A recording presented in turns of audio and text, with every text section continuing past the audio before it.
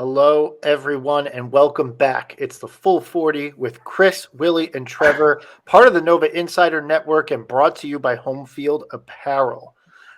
We are joined here today by Tommy Godin from several different venues, but most recently the Mainline Minute, where he gives 15, 20-minute recaps of Villanova basketball, gets you caught up on the games that have happened, the games that are coming, as well as to prepare you, and as well as just giving news and notes about the Villanova program that he gets from his time spent in his media availabilities, etc. So, Tommy, thank you for joining us today. Thanks for having me, Chris. Happy to be here. And again, Homefield Apparel continues to be awesome. This is my first time not wearing Homefield on the show this year. I think I just needed to change the cards up a little bit, given an 0-2 week. But it continues to be great. The bomber jacket's out, but all their gear for Villanova, the throwback gear and everything is terrific. So I continue to check it out at Homefield Apparel. What's going on? I thought I heard you say bomber jacket this time, and I didn't think anybody else caught it, but then I saw Willie smirk, and then I couldn't contain myself. Bomber jacket. You guys are discriminating against my Long Island, New York, New Jersey accent. The only good thing about this weekend was the bomber jacket sales and Homefield Apparel promotions. I snagged a couple people, gave them the code at the Code Nova Insider. So I'm at the football game, got a lot of compliments on the jacket again. That continues to be my only positive note so far. Fantastic. Well, I just want you guys to know I'm cracking a beer for the Chris Willie argument. That's the beer right there. And that's not a beer. It's a Dr. Pepper. Probably. Oh, I was going to guess a Dr. Sprite. Pepper. I was going to guess a 7-Up guy. It's a Dr. Pepper because I support college students getting scholarships. There we go. So we're here to talk about the college football playoff. And by the college football playoff, I mean Villanova's in the college football playoffs. Let's talk about it, This is a Villanova football podcast. This is now a Villanova football podcast. The full 40 minutes. We have to figure out what we do with the last 20. But we play for full 40 minutes of football. It's 15 minutes in college football, right? Yeah. So I mean, we won. We're playing South Dakota State. So last year was a Villanova women's basketball podcast. This year's a Villanova football podcast, and here we go. We're going to talk about the teams that win. We're going to go to South Dakota State, and we're going to win. We're going to go all the way up. I love that. Wildcats eat jackrabbits. What'd you say? Oh, you froze for a second. Thought you dropped. I froze? No. Yes. But you're fine. You said you were going to go beat the Jackrabbits. We're going to go beat the Jackrabbits. We're going to go up to Brookings. This is a revenge game, people. You don't remember. They beat us pretty soundly 2 years ago in this same exact round. So this is a chance for Connor Watkins, Rajon Pringle, D-Will Barley, and everyone, Jalen Jackson, to go out there. This is Ferrante's chance to make an actual statement, to say this is a Ferrante team, not a Andy Talley team that, used to. This is a chance to put his own spin on the team. So really excited about that. Delaware joined Conference USA. So that's big news in the CAA because, we're big CAA guys over here. So that's the only thing that's here to talk about is the Villanova football team. Yeah. So that's it. Really cool to see a coach take over from a legendary coach and make the playoff. So that's something. Yeah. Okay. No, On that, people forget he did have a down year or two in between. His down year was COVID in the stupid spring season, and last year was a down year, but we let that go. So two down years. Trevor. I'm just trying to make it relatable to what we're currently going through. So 2 down years, you said. I mean, the women's team's doing all right. The women's team had a tough loss to Columbia, but Lucy dropped 30 again in back-to-back games. So. I was wondering what it felt like to lose to Columbia again, and we lost to Columbia Drexel in the same fucking weekend. We've had multiple Columbia losses. That was just a chance for the fan base who maybe was too young or wasn't a fan of Villanova at the time to be able to experience a Columbia-esque weekend, and we delivered. I love like it. those watershed moments where you remember where you are? That's how I felt during the Columbia game, like 2012. Like I can remember I wasn't at the game. It was like right before Thanksgiving break, and my dad came and picked me up and we were driving home, and I'm like on my phone watching like the just box score of the game because I didn't, watching on your phone didn't exist in 2012 or 2011, 12. And yeah, I just remember like being on 476 and being like, holy crap, we're about to lose this game. And then going home for Thanksgiving. Oh man. All right, here's the deal. We can't talk too much crap because we got a real live journalist amongst us here. Big J journalist. Yeah, Big J journalist. Not to be Twitter verified. Yes, true. And he's not paying for it. Right. So, Tommy, we brought you here. We're not going to free associate too much. We'll get into that a little bit later. But for everyone listening, like Tommy's going to join us. We're going to talk a little bit about some of the quotes, some of the things that we're hearing from the program or not hearing from the program. And then Tommy will drop off, and Willie, Trevor, and I will talk a little bit more about it. And then I guess Willie's also going to drop off. So that's great. So Tommy, tell us a little bit more. Like you went to obviously the post game pressers for the St. Joe's game and the Drexel game. Compare that to your other pressers that you've heard. What are you hearing from the program so far? Yeah, so I think the big thing that came out of the St. Joe's press conference was, I don't remember who asked the question, but somebody asked him about struggling with his zone, and he asked for a stat sheet. And that kind of threw people for a loop. That's not the first time he's asked for a stat sheet. When he's answering questions, Kyle Neptune will. He's diligent. He'll look over the stat sheet and spit out numbers in his responses. He's smart that way. So, there's been a lack of transparency where the real problem is, in my opinion. It's just a lot of that classic Villanova talk. We want to be the best team we can be by the end of the year. We're putting the emphasis on defense and rebounding. And no matter how you phrase a question, it's the root of the answer is going to get back to those core values. And that's what those guys really believe. And that's what we've been getting from the media. So can I just interject really quick? I am not a Big J journalist, but I've taken a course at Villanova. Have you thought about asking him your question by starting without mentioning a full 40 minutes of Villanova basketball or defense and rebounding? What can you just preface your question without mentioning these trigger words that you so like to use? It'll get your back. question. Yeah, it'll get back to the trigger words. I got you. Yeah. So they'll find a way back. They find a way back to the buzzwords. Yeah. Yeah. Was there anything in the Drexel game after the Drexel game that was of note? We were talking about it a little bit off the air. It's easy to, how do I want to phrase that? Let me just go away from it completely, actually, before I get myself in trouble. But after the Drexel game, it was the same thing. It was the lack of accountability. It was treating it as if it was just another game, which, this was the inaugural Big Five Classic. Every other coach in the tournament talked about how much this meant to the city of Philadelphia, how much it meant to the Big Five. And it was just another game for these guys, which is fine. The goal is the goal at the end of the day, at the end of the year. But it was just a whole lot of the same. And it's frustrating when it's just defense and rebounding over and over again. And we see the results on the offensive end. So I guess to Trevor's question though, what are people like? What's being asked? Like, are people trying to get more out of it? Is there people trying to do it, or have people become so accustomed to the Villanova way of doing things and program that they've almost just been like, all right, well, here's the media time, and I'm just going to go through the motions and get the same old answers over this. Do people try and push a little bit? Oh, for sure.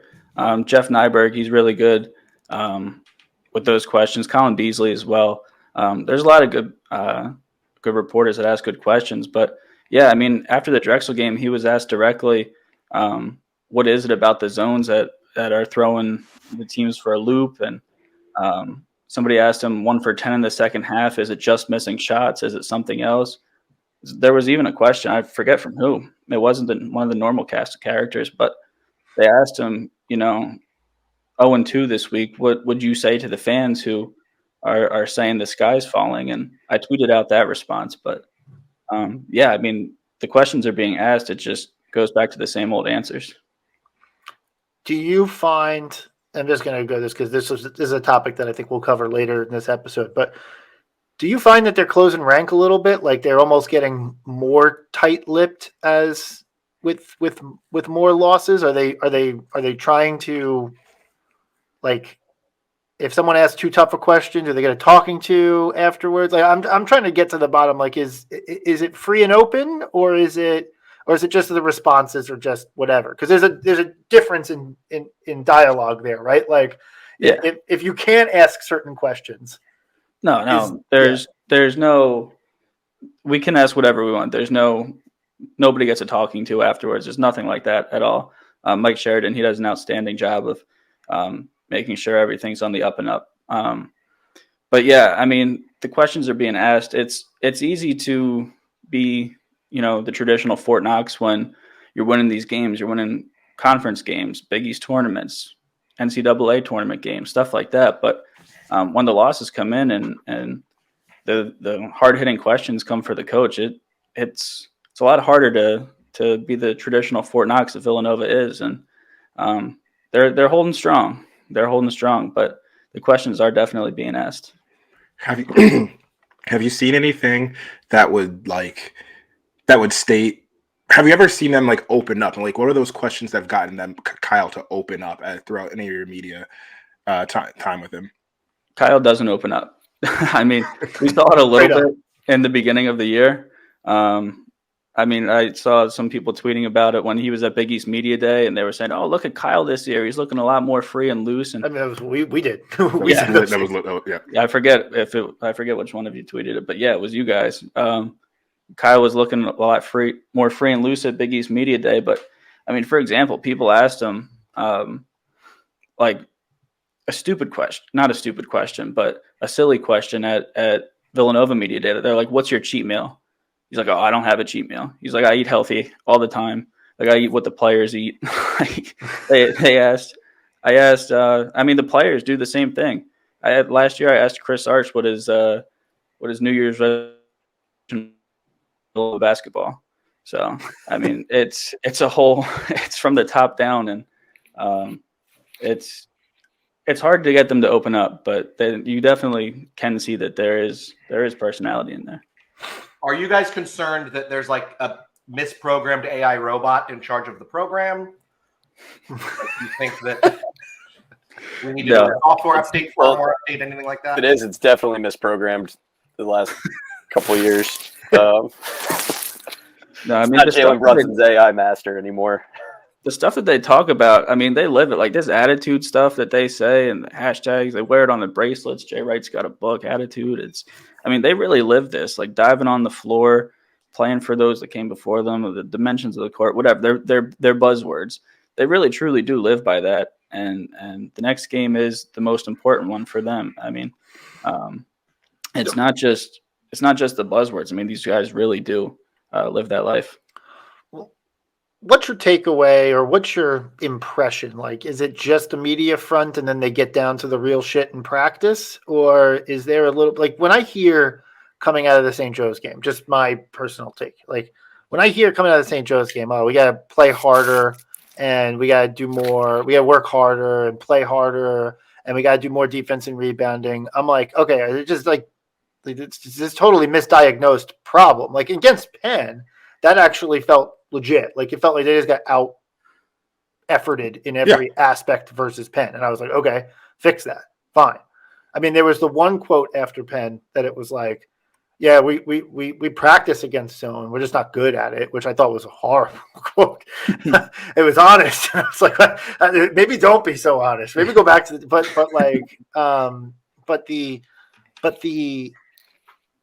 response after the St. Joe's game, I was like, I felt like we were like, I didn't feel like the effort was necessarily bad. Like, but like, like obviously you question the effort after losing by 15 at home to St. Joe's, but I didn't feel like it was the Penn game level of getting out hustled, but it just felt like we suck against a zone and we turn the ball over a lot. I guess that's I don't know where I'm going. Your take, your perspective, Tommy. Like, Yeah, if you were to do a mainline minute right now and tell me, like, okay, what your thoughts on that?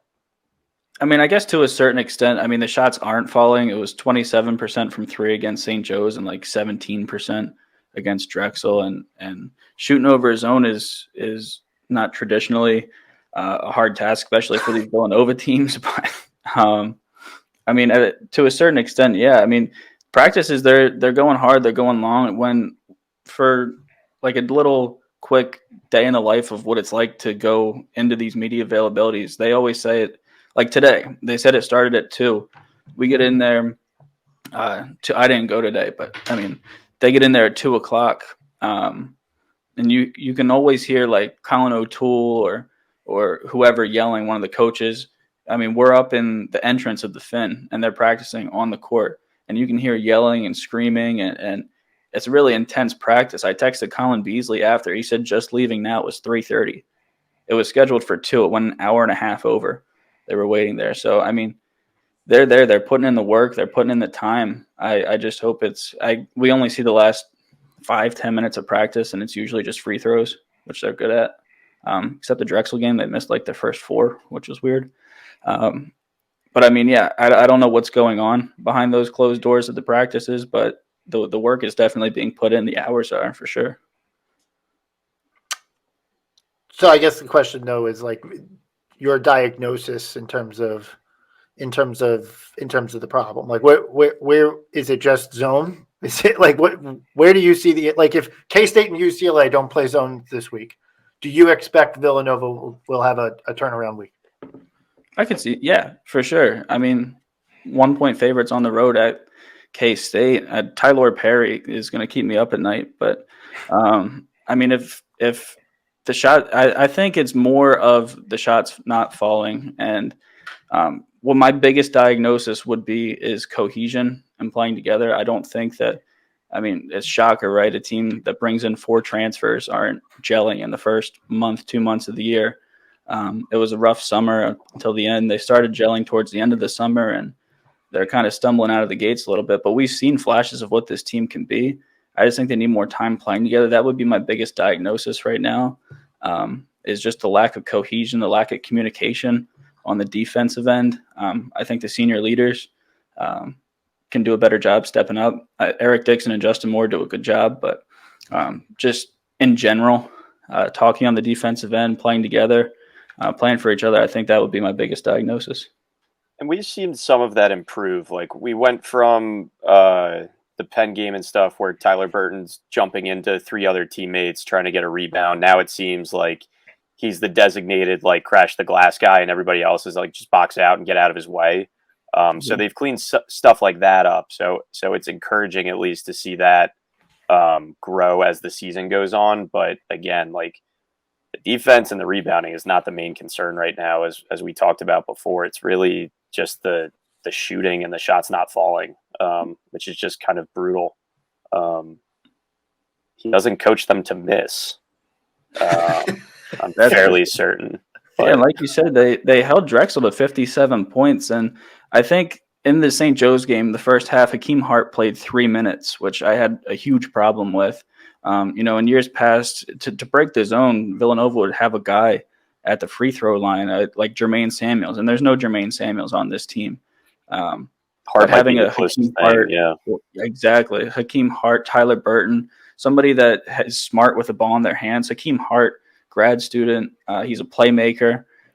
Putting him at the free throw line to break that zone. I mean, I'm not a coach, I'm not an X's and O's guy, but from what's worked in the past, I think more Hakeem Hart minutes would be beneficial. And you can see there's improvement, like in the way that we're attacking it. I'd say, like, I think the Penn game, we just didn't attack it, to be very frank. Like, we didn't really attack the zone. We just tried to shoot over it. And both St. Joe's and Drexel, we started to do that.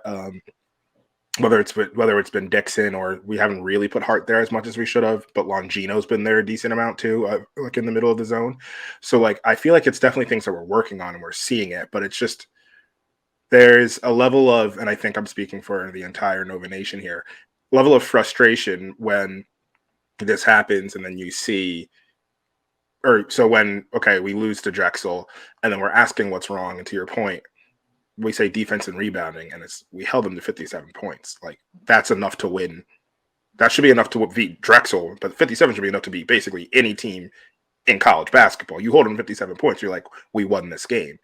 But clearly, like there's something lacking offensively. So I'm just, and this isn't even more of a question for you, Tom. It's just more of like a conversation piece of like continuing to see how we continue to improve against it. And when we see zone, both UCLA and Kansas really don't play zone. I'd imagine Mick has something up his sleeve for us, but I don't think UCLA's played a single possession of zone all year. Kansas has played like less, or maybe a little bit more. Kansas State, yeah. I just don't want to go to Allen Fieldhouse right now. We would get smoked. A lot of teams will get smoked in the fog, but there's definitely improvement on that end. It gets really real, really quick, right? We got Kansas State, UCLA, and then we're on the road at Creighton in Nebraska. We're gonna have to figure Doug it out. McDermott's jersey retirement night. Is it really? Yeah. Oh my god. Well, maybe we You can have some remember him. right way reverse juju. Yeah. Well, that's the thing. I think one thing that we've learned and come back from is like stop dedicating Villanova basketball things during games. We don't need to dedicate anything. With the right way, just put a green sign that says Ithan and right way. Cool. Move on. We got smoked when they not on the Finneran Pavilion, not on opening night because we opened against Quinnipiac that year, but Michigan beat us by like 30 when they opened the Finn and dedicated the Finn to William Finneran. And then Jay Wright, obviously sitting there watching St. Joe's hit every step back, double clutch, pump fake, loop-de-loop three that they could possibly hit, and he just has to sit there and watch it. And they upgraded his seats for this game, so he was sitting on the floor and had to sit there and watch it. And Kyle doesn't coach well when Jay's there. Kyle does not coach well when Jay's there. You can't subtly step away from that too. So it's just, I think we have to put a ban on, like, Villanova, you do not have to name the court after me until the off season. We can agree on that. You can, if you're going to do something for me, just do it in the off season. We'll talk about it later. I can put aside my ego for the night. It's remarkable. I guess, Tommy, like a point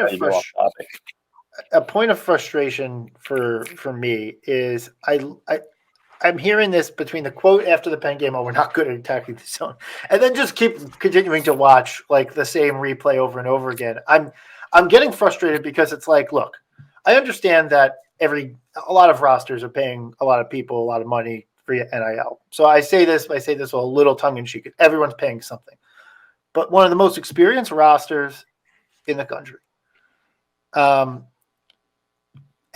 one of the highest, and a $3 million NIL salary, right? Plus all the resources available to us. You got 3 former head coaches that work on Ithan, on the corner of Lancaster and Ithan Avenue. And you have, and by the way, these are not fucking Syracuse in 2012, like with like the lock it down zone. This is literally like just Drexel practicing a zone for a week and throwing it out in practice, like in the game versus us.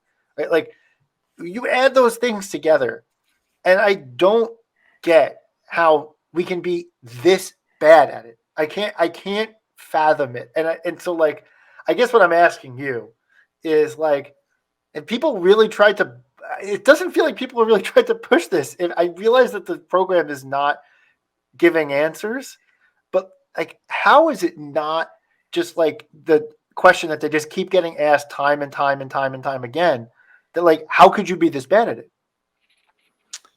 That's a great question. I realize you're not the program. I'm just Right. like, it's just mind-boggling to me.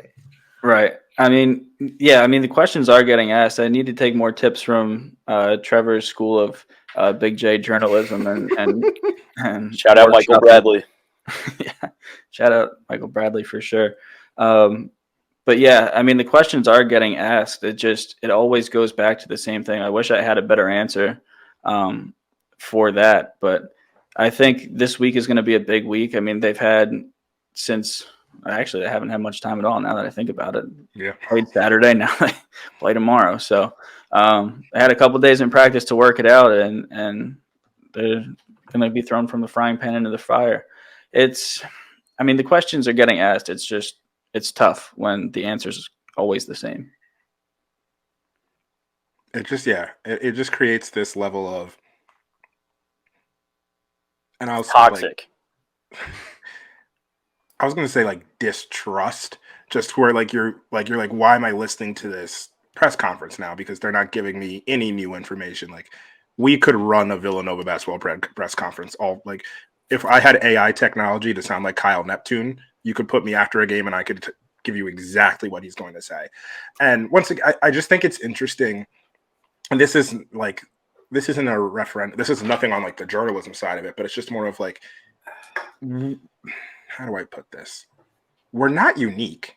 Every college basketball program is going through the same NIL things, is going through all these different things. We're working in the same landscape. If anything, we have a better floor than every school in the country, except for maybe like 10 to 15 of like support and like NIL support. Clearly, like we see from this offseason, like we might have the best NIL support right now, like just based off of like doing it on paper. And there's just this level of like lack of accountability to where, and this is just something I would want to hear. And this has nothing to do from a journalism side, but like, I would just want to hear like, we were bad. We were bad at this. And this is like what we're looking to accomplish and how we're trying to fix it. That I think would go so far with the fans. And I'm not asking for, like, I remember after the Pitt game in 2009, they asked Scotty about the play, and Scotty went and actually started giving an answer about the play. He genuinely started answering it. And then Jay was like, all right. And I get that. Like, you didn't need to go into the nuts and bolts of it, but like, there's more counters than just defending and rebounding. When you're ready defending and rebounding at a pretty high level, there has to be an offensive counter. And we're not hearing anything about just like, we're like, even if Kyle gave an answer along the lines of like, we're thinking about how to get XYZ different looks. And that's something we think we need to get better at. I think that covers so much ground for people, but we don't hear that, you know, or we're thinking about how we can be more diligent in how we execute against the zone. Like, that doesn't mean anything, but that was never said. That's never been said. And that's just the frustration where I think people are like, you're not even holding yourself accountable. And that gets into a whole separate thing, which I'll probably start ramping about later. Yeah, I mean, it's tough. Last year, I remember Nana Njoku was going through an injury, and I would ask him about, hey, is he practicing? Is he healthy? Whatever. He goes, oh, yeah, he's practicing. And I asked him if we were going to see him again this year, and he goes, we'll see. And it's just like, Villanova's always been Fort Knox, and I want to get it out there that I'm not blaming Kyle for this. I mean, I know that this is how it's been. Specific thing, That's just the program. It's the program. It's Villanova. I'm not blaming Kyle or the players or Sheridan or any of that by any means. But it's just amplified because we're not as successful as we have been in years past. And I think that's the main issue with the lack of transparency in the media right now. Yeah. And like I said, that lack of accountability, it'd be interesting. Like, I'm not saying they have a lack of accountability, like internally. Like, I'm sure internally they're holding the players to that. If they're not, that's a whole separate conversation that needs to happen. But it's just like, as a fan, you want to be able to hear, this is what we did wrong, and this is how we're looking to improve on it. Just broad strokes. And we don't hear that outside of defending and rebounding. It's like, okay, cool, we're going to be the best defensive team, the best defensive rebounding team in the country. We still can't address a zone defense. And to Chris's point, a like mediocre at best zone defense. Yeah. This isn't Virginia. I'm on ChatGPT right now, trying to get a response, and unfortunately, ChatGPT is far more specific and gives better answers about this. I said, pretend you are Villanova men's basketball head coach Kyle Neptune, and you're asked in a press conference why your team keeps losing. What do you say? Well, it's been a challenging stretch for us, no doubt. We faced some tough opponents, and we haven't been able to secure the wins we wanted. There are a few key areas to focus on, and they actually speak about quotes about like things that you could focus on. And then I said, make that response less specific and use more platitudes, and it's still more specific. But it does say we're taking one game at a time, focusing on the process of improvement. That's true. It's a long season, and we know that. Yeah. We're staying positive, staying the course, and look forward to the next opportunity to compete and get back on track. I think just I would love to know what the best team we can be looks like in beating a zone defense. Like, what do you have to get better at there? And maybe that's the question. We want to be the best team we can be. How do you do that in beating a zone defense? Let me write that down. Yeah. In the media day before the season started, I was talking to Tyler Burton, and I was saying, you were the man at Richmond, and now you're coming here. What do you expect your role to be? What are your expectations? And he said something along the lines of, just looking to do what I can and hopefully win a national championship. My ears perked up. I was like, ooh, like they don't usually talk like that. That was something, I don't know if he wasn't allowed to speak for a month after he said that. It's amazing how it happens. Like, do we hold them hostage? Yes. Because even Cam Whitmore, who everyone had their issues with, who was the most non-typical Villanova player to come through in the last 10 years, did a bunch of coach speak, and I was like, this is wild. There was one time Cam after the Boston College game, they asked him about it, and he was like, yeah, and then we blew him out, and I could see the administration and the side of the room just going, oh my God. But it's so good. All right, Tommy, we'll let you go because we're going to do some our post-mortem. Yeah, very, very non-Big J journalism here. Yeah, best of luck. Thanks for having me on. Thanks, Tommy. Yeah, thanks so much, Tommy. Bye, Tommy. Bye. Bye, Brian. Go check out the Mainline Minute on Spotify. There we go. All right, now I have a question to pose you guys now that guy's gone. Would you rather have Kyle Neptune as the coach or Guile from Street Fighter, who was a leader of the group? So we know he can lead. Plus, he was shredded, wore camo, and a wife beater. Willie seems to know who I'm talking about. I don't know. I know who Guile is. Okay, Sonic Boom. Yeah, Right. Yeah. Guile or Kyle? It's tough. I don't know if Guile knows basketball, but I don't know if that's what we need at this point. That's not where I thought you were going with that. I thought you were going to say you don't know if Kyle does either. I mean, I could have. I'm going to say Guile just because, it'd be really cool to have him on the sidelines. And then, Mick Cronin starts to get a little fresh and Guile just beats him up. I would like to have I would like to have a coach get ejected every game. That'd be pretty cool. Yeah, and there's no one the refs are going to be worried to eject Guile. Yeah. I go with Guile because I think he'll show more emotion than Kyle. And sometimes watching these games and we're losing, I want him to get a technical. Dude, go fucking crazy. Yeah, go fucking He did get one versus UNC, which was terrible timing actually of it. I hated the timing of it, but he did get one. It was also not a good technical either. It wasn't one of those get the team fired up. It was a mistake technical. Yeah. Jay mellowed in his older years and probably got a little bit of a better whistle as time went on. But I remember so many games watching it where I'm like, oh, we're flat, whatever. Jay's gonna go get teed up. And literally without error, he would just be one call would be not even that bad of a call. It was probably the right call, and he would lose his fucking mind. And then the timeout that would ensue from the technical with the free throws, he'd be fucking yelling at the top of his lungs at the team. I want to see a little bit more of that. I don't know how to. How great is the Josh Hart photo of holding Jay Wright back? I was just about to bring that up. But that was the end of exactly. the intense Jay era. Like Jay was more intense when he was younger. Like I mean, the end of it was COVID. Like COVID was like when he really just was like, I can't be intense anymore. Like after Phil and Eric left, he was like, all right, whatever. Yeah, and then he was just like, oh, well, Colin, just take care of it. Yeah, yeah. Well, bringing it back to this team, like Colin was someone who could take care of it, and it seems that so far this season we don't have somebody that's holding everybody accountable like that. Yeah, and that's what we've been kind of complaining about this whole time. That's frustrating when you have this old and experienced team. I don't know where I'm going with this, but it's just frustrating. Fans have the right to be frustrated. I don't know if we want to get into that yet, but I'll get there. Yeah. Yeah, I'm with you though. It doesn't feel like.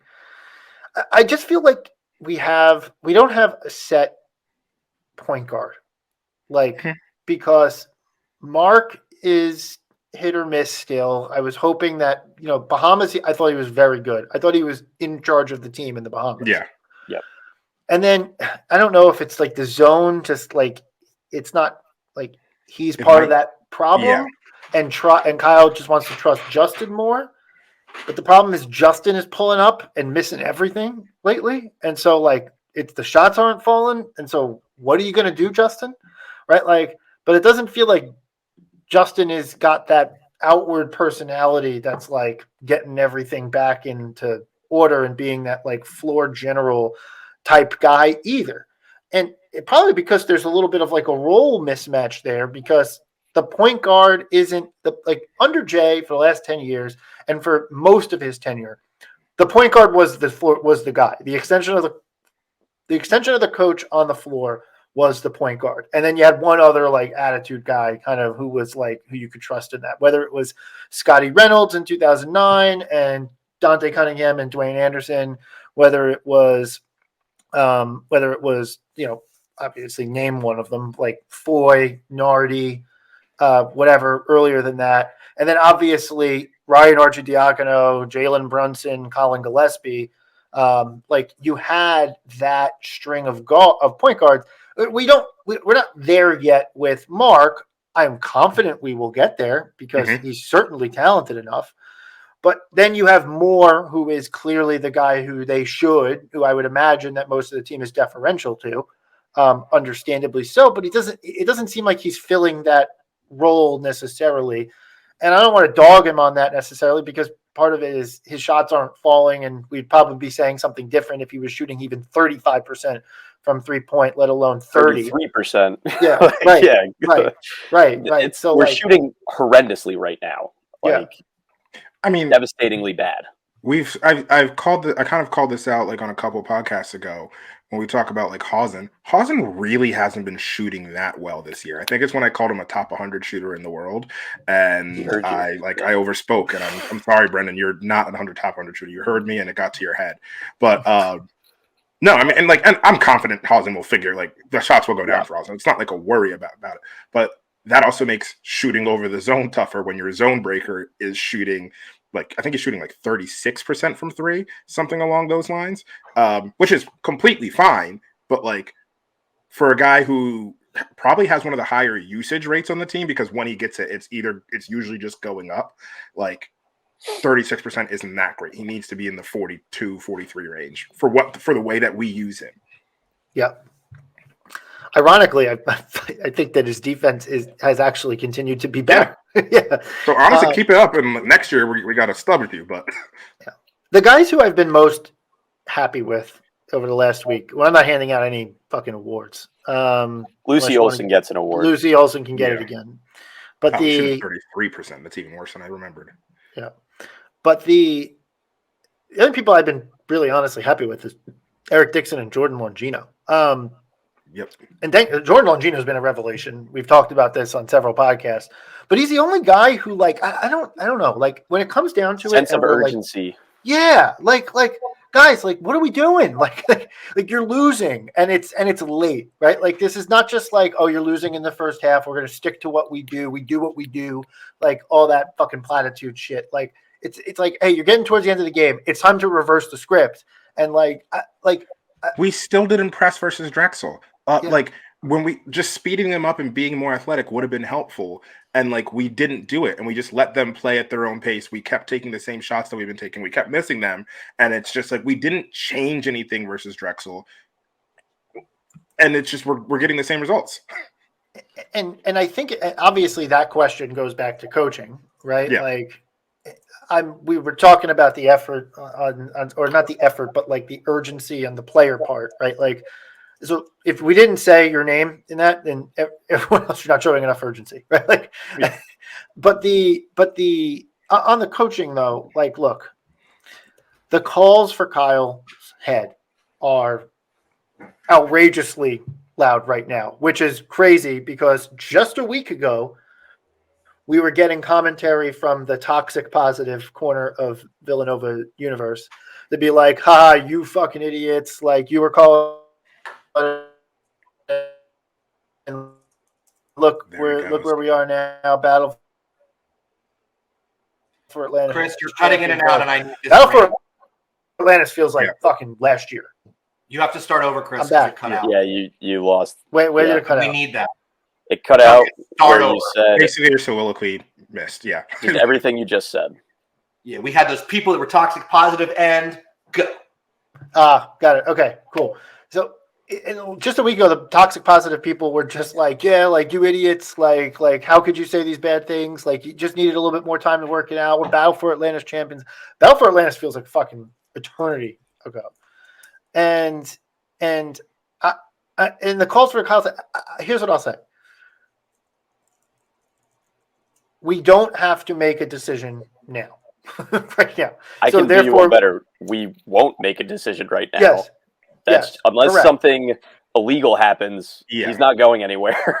Right, It's right. So this is the pointless. coach for this year, right? Like now, my expectations, and we talked about this going into the season on this podcast, were like, you got to make the tournament. And candidly, probably a little bit more than just like, you can't just slide in as like the 11th seed making it into with this squad. You can't just slide in as like the 11th seed making a, First four. first four, right? Like, no, this has to be like, you have to make it and be favored at least in your first game, if not your first two games, so to speak. But that's the expectation set as a bottom line for this team. If at the end of this year, this team does not make the tournament. Now the net came out today. We were 50. So that North Carolina win is going to pay dividends in the future very clearly. I think they're top 10. They might be top 10 in the net. That North Carolina win is going to do favors for us for a long time.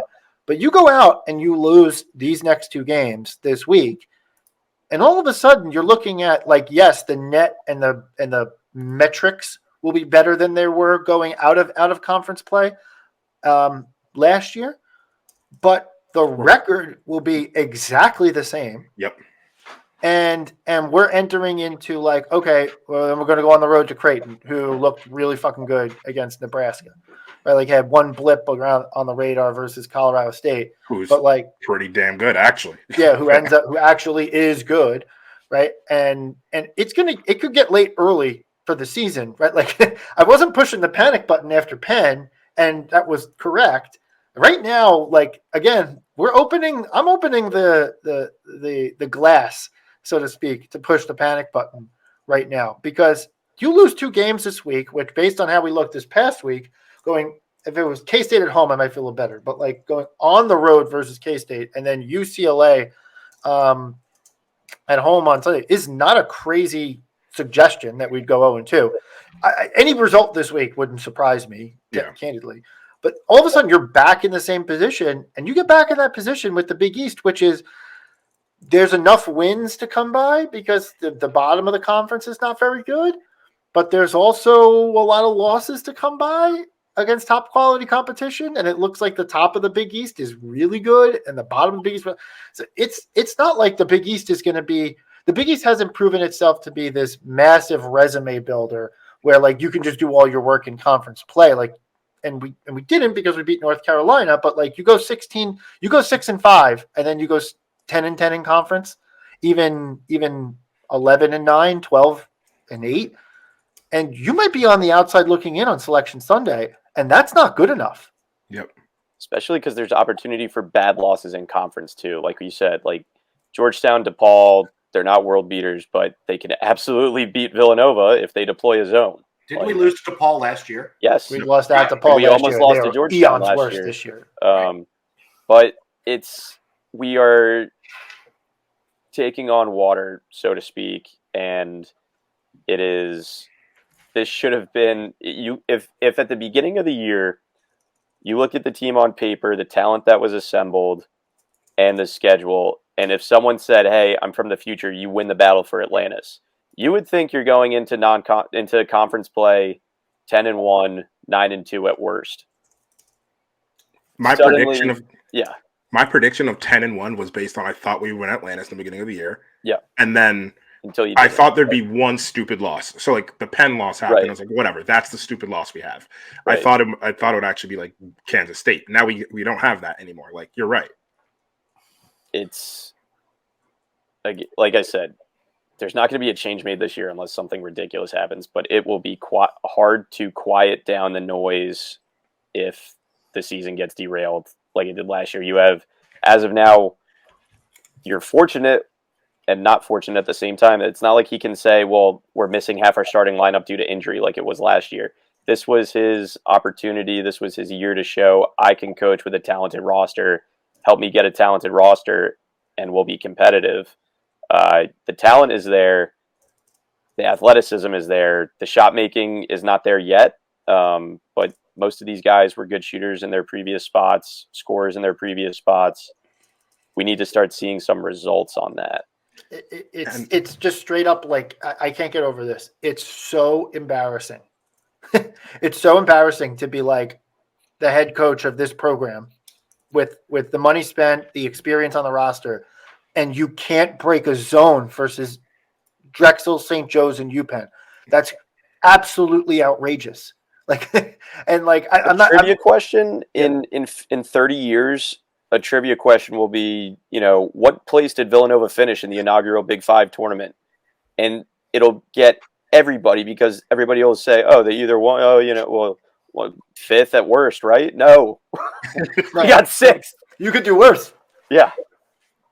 You Worse than the namesake. The Hawk Talk guys that we had on last week were like, Villanova's relegated to the Philadelphia Catholic League. Yeah, like, exactly.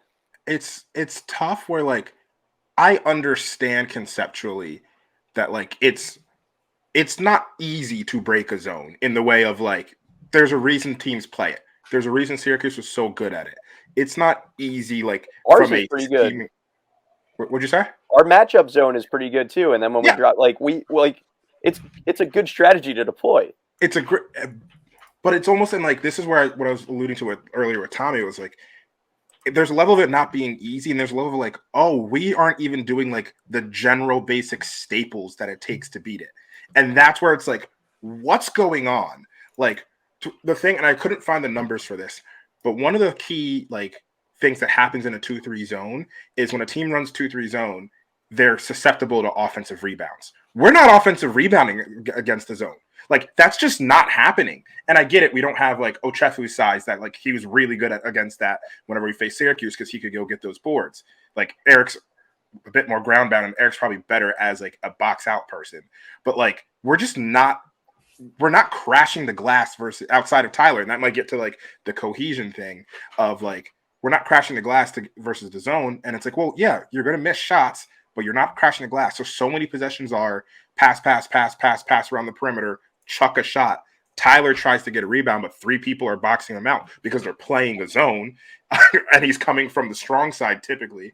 And then we're just running into the same situation where it's like we're one and done, and then the other team goes down. And like, I get it. Drexel had some fluky shots, but like you need to make shots to protect against the fluky shots. Like that's just what needs to happen. Like, or make some fluky shots. We're not doing that either, which obviously like has less control of. Have you tried making difficult shots? And the last thing I want to say with this is I forget actually, so never mind. not only that, but like against St. Joe's in particular, what like the to your point, Willie, we're not even doing the basic thing. Like the most basic thing is putting someone at the high post. Yep. It like obviously cuts Which from he the started side. doing a little like- bit with Yeah. Jordan, I want to say. Yeah. It was not the guy I would put there. I know he's pretty efficient and lethal inside the arc, but he needs room to operate, I think. And he's more of a yeah. yeah. He's doing a decent job at ball screening and getting in there, like working his way, but like that's the least efficient way to attack a zone where he just like prods and gets in there. Like that's weird, but whatever. Yeah. Yep. But I'm just like I against St. Joe's, like he didn't put someone there. And like the craziest part about that thing is that St. Joe's was also like the two guys in the front line were stretching us out like so far. Usually like they were out well beyond the 3-point line, right? Like and guarding us way out there, right? Like there's so much room open right in the middle of it. And like we just were, I don't know. And then the other thing we talked about tempo on the last podcast. We're already back. We're way back to like 3:30 on tempo. We weren't pushing pace. We weren't being opportunistic in transition. Like none of that. None of the things that you could do to like beat a zone. Like, hey, get out before they can set their zone defense to try and break them. Nothing happened. We were trying in the St. Joe's game. We were talking before, like there was several sequences back and forth where we were getting a stop, getting out and running. We were just missing the shots in transition, which that's one thing, but they had 6 or 7 tries, it felt like, before finally St. Joe's got the ball under control, called a timeout, talked it over, and then made some ridiculous step back 28-footer to step on our throat. And so they were trying in the St. Joe's game. The Drexel game, not as much. They just didn't see, like we said, that lack of urgency is what kills me the most when you're trying to suffer through watching that. And to give a shout out to kind of like, not even a shout out, but just kind of like to like take our medicine and look at it. It's interesting. Like we won in Atlantis on the strength of like finding mismatches, using our strength, and honestly getting fouled and going to the free throw line a lot. Like that plays in our favor. When you play a zone, there's less man defense. It's tougher to match up physically because of the way that the zone works. And so typically zone teams foul less because they're forcing more jump shots. And we're not making jump shots because whatever reason, just where the ball's going. Maybe it'll course correct and we'll be a better 3-point shooting team. Maybe we're a 33% free 3-point shooting team. But like regardless, we're running into this situation where like it's almost becoming self-fulfilling now because teams are gonna play zone because it gets them out of foul trouble versus us. Like Drexel went to that zone.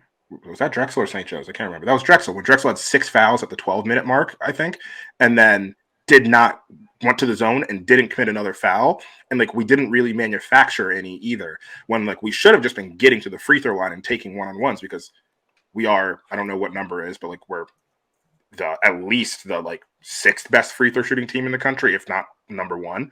I don't know what the number is right now, but so there's just, I don't know, there's a lot that we have to work on. Why not put? Yeah, I mean, look, to me, the most obvious candidates to put in the center of the zone would be Burton and Hart, just because you like someone with a little bit of size there. Obviously, you still want Dixon down low or Ware down low, depending on whatever. Like Dixon makes sense to some degree. Longino doesn't make a ton of sense. I still am not sure I follow that. But we put Ware there for a second, and I didn't like it. No. Just like I think Ware's a decent passer, but like you need to be able to make so many decisions from the mid, like from that from the high post there that like I don't want Ware there. What about crazy thought? What about Justin? Like he's been there a couple of times. I think in the St. Joe's game he was there a little bit. That's probably who I would try to go to there.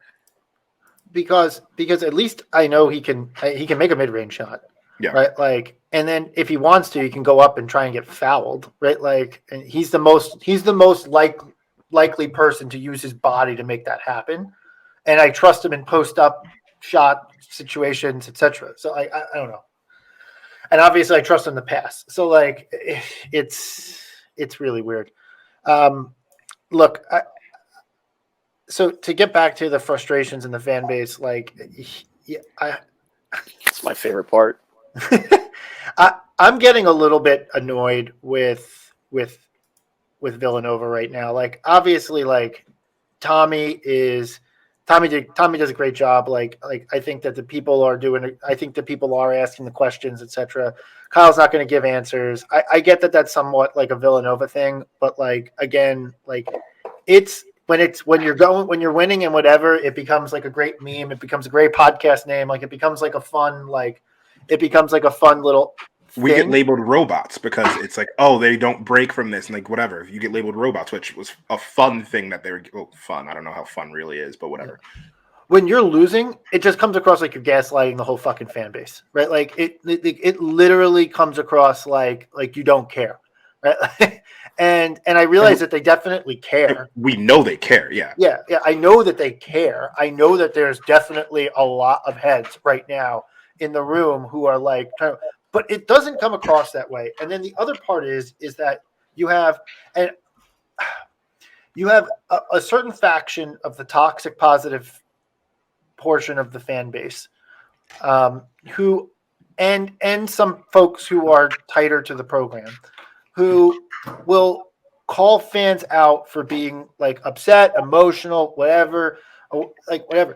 Guys, I got news for you. You got to stop with that nonsense. Stop fucking caring. That's what being a fan is. Yes, it's what being a fan is. And on top, and you're in Philadelphia, so like how do you not even get not in Philly? Yeah. and on top of that, like, the thing that is really bothering me is like, oh, then you'll see posts that like, well, I'm there through thick and thin. The people complaining are watching the games, right? Like you know who you're not getting are the other fucking people who don't bother to complain because they complain with their remote watching something else and not paying any attention, right? Like, there's plenty of apathetic people who, whatever, don't yell at the negative portion of the fan base who's pissed off, because at least they're there, right? Like, they're still watching games, buying tickets, doing whatever, right? Like, those are not the people that you should be complaining about, because if you piss those people off, you're losing a lot of fucking people, right? Like, a lot of money on 1842 Day from a lot of parents. I know that's the joke, right? But like, but truth be told, forget the donation part of it. Yeah. But like the people who are still present are like, even if they're yelling and complaining and whining, they're not the enemy right now. Like the enemy, if you will, the people who see that we lost to St. Joe's and Drexel and are just like, yeah, I'm not fucking going to shit, right? Like I'm not going to shit. I'm not going to watch this team. I'm done. I don't need this frustration in my life. I'm done. Right? The apathy is the biggest enemy of a program, not anti-apathy, right? Like, it's You'd rather be the Browns fan at the game with the paper bag over his head than an empty stadium. You know, that's an extreme example, but what are you talking about? I'm saying how at least the people that are like what Chris is saying, the people who are complaining are the ones still paying attention, the ones that care. So you would rather your team be bad and you're wearing a paper bag than your team be bad and you're not. I'm saying that person is still paying for season tickets, Brian. I know what you're saying, but you used a bad example, so I had to. I said it was a bad example. I'm advising the fan base, Brian. Yeah. No, everything Chris said made sense. Trevor just confused me. My takes don't make sense yet, but they will. I just don't really like. Every game is this. Every time we lose, it's the same fucking thing. Like, it's just so annoying. It's so annoying. It's like we lose, and then there's all these people who are just like, fucking fire Kyle right now. Right now, I want his resignation on my desk by midnight. Right? Like, and then but also, who do you have in mind? Like, you know, like. Nobody. I'm sure there are several people that would drop whatever they're doing to coach Villanova, but like, that's not how Villanova operates. Like, let me speak. There's a guy born in, I think, Coatesville, Pennsylvania. I don't know where he's actually born. On December 24th, goes by the name of Gerald Wright. He's not walking back through that door unless they're Churchville, dedicating a street to him. Churchville. Right. Sorry, Jack. I've had a lot of people comment. I've had a lot of people comment on Twitter being like, do whatever you have to do and just put Jay back in the coaching seat to right the ship. Forget about it. It's not Yeah, happening. It's not happening. If he's This is already in the games, can he just go over and like if he's there, can he just be the coach and he's not the Kyle This is Brian. I'm with you. This is what we do. We say we're doing another. Right. Oh, the sign got messed up. We need to rededicate it. Yeah. But we need you to be at the game. He's at the game. Kyle's nowhere to be found. We're like, Jay, Right. we need a coach. Kyle's in traffic. Kyle's stuck in traffic. Jay, we need a coach. Well, And Jay, whatever games he was going to go to, he's the coach. Whatever games he's not, someone else. Short of that, like, Jay Wright is not going through that door. yeah. I mean, I brought this up. Suggestions that I'm seeing, like, I can't tell if they're serious or not, but like, they're not getting Chris Beard or Who we don't want. No. I'm just saying it's a very pretty real example that anti-Chris I've Beard. seen. It's a very real suggestion that I saw. I brought this up on our group chat, and you guys all ignored it because you always think I'm kidding. But I talked about Mark Usually Jackson are. and Baker Dunleavy flying to South Carolina to talk to Dawn Staley, and maybe I wasn't. That would be cool. I mean, Father Peter's pretty woke, so he might be able to hire Dawn Staley. We bring her back to Philly, kind of, because it's the Big Five. She might. I mean, that might be what we need. I would. Yeah, and like I said, this is And no one's commenting now too. And when it happens, I'm gonna dance on everyone's graves. I just said I would love Dawn Staley. That would be You sweet. did. This is an off-season conversation. And this, like, right. just to bring it back to like the irrational fans. Like, it's okay to be irrational and freaking out and stuff like that. Just like remember what the end goal is here. Like, Mark Jackson isn't reading your tweet saying like, "Oh, I guess I should fire Kyle." Like, I promise you that's not happening. Based off tweets from Villanova fan 1234 on Twitter, But I guess where I was going with this though, so like that's obviously annoying. But then the script you can write it every single time, and then that's chaos until the next morning, and then literally within the hours of like 7 a.m. to 1 p.m. it's like I ride or die Nova, right? So like even through the thick times and thin, I ride or die Nova, and these people who said these terrible things don't care. And like, yeah, you can say whatever you want, but I'm so good and so pious that I won't dare say a bad thing about anyone in the Villanova program or universe, right? Like that shit fucking sucks just as much, right? That sucks. Fuck that. I hate that shit. I literally cannot stand the back and forth. It's always the next morning. It's like, okay, now that we feel better after sleeping it off, like now I'm gonna point finger at you and say you're a bad fan. I hate that shit, man. It drives me up a fucking wall every single time we lose. It's the same goddamn thing. Like just roll it out, right? Like and it goes. You know what it reminds me of? It reminds me of when Trump was president and like he would do some fucking crazy shit. And then like, what? I said this will be interesting. Yeah, he would do some crazy shit, and then for 24 hours, the CNN, whatever, whatever, the left wing would be absolutely in fucking chaos, being like, this guy is so fucking crazy, like what the fuck? And then the next day after that, the right wing would be like, well, come on now, what are you saying about this? Like this is fine. Like he's locker room talk, like what? Like and look, they do that with every president, so this is not like a political comment. But it's literally the same script just for that as it is for Villanova losing a basketball game. We're not going to fire the fucking coach right now. Okay? At the end of the season, here's my promise to Villanova fan base. At the end of the season, we're not making the tournament. I'll say it on the podcast, right? Like that we need to move on. Right? Like promise. I promised you that absent we said at the beginning of last year, like this was a tournament year. It is, and we got the roster. It's a tournament year. Full stop. Full stop. Right? We could even lose a player or two, and it's still a tournament roster. Right? Like, so if he doesn't get it done this year, I'm calling for his head. Right? Like, but like, I don't need his head. I just need his job. Right. Chris, next time you go on, that was an incredible rant thing. Can you give me a heads up because I want this queued up. That was fucking awesome, dude. I'm like standing up. I'm in a hotel room. I'm glad no one else is in here because I was like, yeah. Fuck. It's just so annoying, man. It's tiring, and that's why it's good to unplug and step away from from X and Twitter, whatever, Instagram every now and then. But this is where, it's just gonna be me being me here. Like, I don't know, we're all sickos. We're gonna watch this team no matter what. Yeah, They could 100%. put out a team of all walk-ons in 2033, and I'll be on this podcast, and I'll be on this podcast talking about how Chris Archidiakono Jr. needs more minutes. Like, like it's just I'm here. Like, we're all here. If you're listening to this podcast, it doesn't matter what we're gonna do. Like, we're here. Yeah, So my degree isn't suddenly changing anytime soon. What about both of them? I might get a second one. Yeah.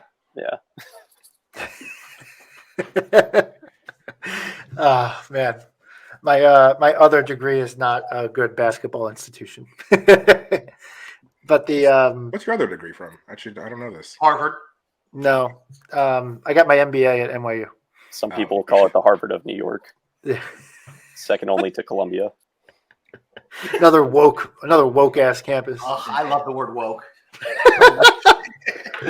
So much. It's so good. It's so good. So in light of everything that we're all sick and tired of, what do we have to look forward to this week? We get to play Coach Snyder's basketball school, Kansas State. We have Kansas State, which what are we thinking here? Is the second Sunday of Advent? Yeah, what's in your little drawer thing, little kid? Yeah. So like you said before, Chris, I wouldn't be surprised regardless of the results this week. Kansas State has been kind of up and down this season. Like Willie said, they don't play a ton of zone. So that kind of bodes well for us. But yeah. So, I mean, we're going to see what happens. So this is an attitude trip. Kansas State was led by Tyler Perry. He is like a really short guard, but extremely dynamic. I don't think he was on the North Texas team that we played. He may have been actually. Yeah, he would have been actually. So he was on the North Texas team that we played in whenever the bubble tournament was. 2021 tournament, yeah. Really small guard, super dynamic. So he's going to give us fits because he's a small guard who's dynamic. I'd imagine since they're playing man, we're going to post him up. They have a junior guard, Cam Carter, who's taken a big step forward. He's pretty good. Familiar face for everyone knows, Arthur Kaluma from Creighton transferred to Kansas State. So that's going to be a person who knows us pretty well, has had success versus us. Their best big man, Naquan Tomlin, has been out due to he has some kind of legal trouble, whatever. I think he's a super interesting draft prospect. I don't think he's back yet. I don't think he's an NBA player, but I just think he's an interesting draft prospect. He's a really fluid, fun big guy. But he's not going to be on the floor. So, and I don't think he's coming back. So there's nothing there. And then it's from my POV, it's a bunch of depth pieces. They've struggled, been up and down. They went to overtime against Oral Roberts and North Alabama at home. So they're also struggling with worse competition, but we're going to Manhattan, Kansas, not New York. And so that's going to be a tough game. Jerome Tang is I think a really cool coach and really fun coach. They've played 3 OT games, which is wild. That's something's in the water there. Providence should have actually beaten them. Providence should have beaten them. There was a bad call, a no call. Who punched? Oh, Day Ames. So yeah, Day Ames punched Garway Dual. Garway Dual got the last laugh. Yeah, Garway got the last laugh. But watch out for Day Ames. He might punch us. But beyond that, honestly, the spark we saw after Brendan Hausen got kicked in the chest. We need a little punch. Maybe we do need someone to get punched. But also they also can't shoot from 3, so expect them to make their first 6 threes. Yes. Yeah. Oh, they're a bad shooting team. This is definitely a team that's going to make 57% of their 3 balls. Yeah, so that's them. I could care less to give a prediction. Sure, maybe we'll win, but maybe we won't. Ken Pom has it as a 1-point loss. So for us, I feel like we're going to win. After everything I just said, I feel like we're going to win. We are sickos. You could put this team on the floor. Memes are queuing. Yeah. You could put this team on versus the Lakers and be like, I can see it. I can see how Eric Dixon would give LeBron James trouble. LeBron doesn't really have that first step he used to. I think Eric will really take advantage of that. They don't play zone at the NBA level, like, you know. So, yeah. I think we're gonna go 2-0 this week. I think it's 2-0 week. I'm not like, part of me is joking, but again, like, neither of these teams are from the Big Five. So Mick Cronin's a really good coach. Nervous about that, but what's the record for 3 points in a game? Because Housen will probably just break that in one of these. That's a great question. I'll look it up. I got a Google in front of me. For Villanova, I think it's 11. No, for NCAA, bro. Okay. The thing is that I'm like basing this on is literally the zone man like nonsense. Yeah. But then I'm like, a coach like Mick Cronin is gonna be like, all right, we're just gonna work on a rudimentary zone and throw it at them for a couple possessions and see how they react. And then when we don't react well, it's like we're just going to keep doing it until they figure it out, which we won't. Yeah, I guess, but I feel like most major conference coaches are like, especially like Kansas State and UCLA are obviously great programs. Like I feel like most major conference programs are stubborn that way. Like we're just going to do what we do. Yeah, they're going to do what we do, right? Like, which is what we do, right? Like, yeah, we'll throw a matchup zone, we'll throw a zone out there every so often, whatever.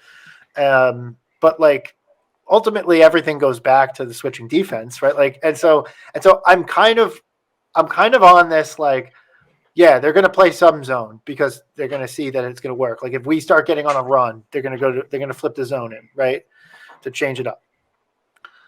Part of my prediction is just simply based on the notion that they're going to be stubborn about playing man defense.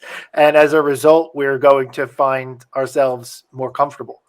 I'm also hoping, probably not in these two games, but in one of these games coming up, that a team plays a zone and like literally it somehow magically clicks for us. And all of a sudden we demolish a zone because like statistics have to somehow bear out with 3-point percentage, like at the very least. Even if it's just shooting over it and it's just connecting, it's like, you know what, whatever. What did we say last year 100 times? We regressed to the mean? Yes. Regression to the mean is a there you go. Take your signature. Yeah. That's a statistics phrase for you, Brian. No, I know that. It's just Chris said it so often. It was frustrating me for no reason. I do say it a lot because I'm a big believer if like one team is shooting well in the first half and the other team is not, especially if we're the team who shot well in the first half and the other team is not, that's going to even out in the second half. And so the problem with that is all of the times it works, the time it doesn't, there's no explanation for it. It just didn't. Yeah. So like that's frustrating. What's the other one you like? Is the floor is the ceiling and the ceiling is the top. Whatever it is, I love it. What? That's Michael Jordan. No, you're always like, our floor is sometimes. lower, our ceiling is higher. You have this. I get so wrapped up in it. I'm always yes. Last year we were a high ceiling, low floor team. I just moved my hands to understand it because sorry, not last year. We were a low floor, low ceiling team last year. But the 2 years ago, I thought we were a high floor team. Right. Yeah. And they went to the Final Four. It's all gold. Which I thought we were a high floor team this year too. So that remains to be seen. Yeah, but the floor is the ceiling now. No, we're a high floor, low ceiling team this year. Buckle the fuck up, baby. It's just this. We're just we live somewhere in here where our 3-point percentage. I meant high ceiling, low floor. Yeah, I know. We're fucking riding Space Mountain. I know what you meant. That's exactly it. This year, in this title episode, we're on fucking Space Mountain at Disney World right now. Yeah. Like Rollercoaster, Ferris wheel, whatever you want. It's up and down all around. Reminder, anyone going to the UCLA game on Saturday, I've heard a rumor that it might be a whiteout. I had heard that too in July, so they stuck with it. I heard the rumor in July. Yep. And then it was confirmed. I'll be sure. And I've heard a birdie told me that it's not going to be shirts on everything, but there might be some type of situation at the game. So we'll see. I'll bring all my white stuff, my white hat and everything. Okay. Yeah. You should probably not say that line like that ever again. I said that on purpose. I wanted to see if anybody bit. You were the only one. Is that because I'm woke? What's this guy in the podcast with that NYU degree? Really putting it to work. Yeah. So anyway, I'll see everybody at the UCLA game, I guess. Yeah, we got to end this. Yeah. All right. All right. Well, we'll be back next week, and we're pretty certain that we have a special guest lined up, very special guest lined up. My hint is to preview Barack Hussein Obama. and Donald Trump, both of them. Fuck it. We are doing the thing that's no one's ever done. Yeah. No. We will likely have somebody special guest to preview the Big East. So that's all I'll say. And with that, we'll wrap up. Thanks everybody for listening. And as always, let's go Nova.